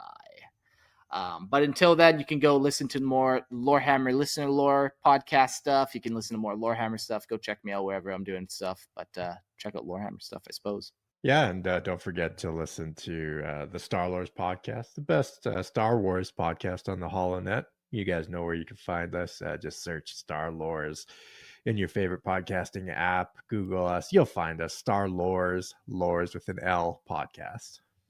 So many regrets around the way the name sounds on air. Never know what you're saying for sure. Is it Star Wars or Star Wars? And thank you so much to our Patreon members. We got one new person, Darcy. Thank you so much, and thanks for the people in the chat. All the continued Patreon members. We have some people that have been donating for 5 or 6 years, it's just thank you so much. We really do appreciate all the dollarinos you throw away. Helps produce the show and keeps things going. So, up next, I guess some quick housekeeping. I'm going to be gone for 3 episodes. I'm going on vacation. But Lorehammer Legal said, hey, now's a good time to do Space Wolves. When Mark's away, let the puppies play. So the boys are going to take on Lehman Russ and the Space Wolves for a couple episodes, and I'll come back on, part 4 of that. But I hope you guys have a good time with it. Yeah, it's never a good time when Space Wolves are involved, but we'll do our best. Yeah. I've been barred from talking about them. One too many F words were dropped. So, yes. Yeah. All right. Well, everyone, we'll see you when we see you. Have a good one. See ya.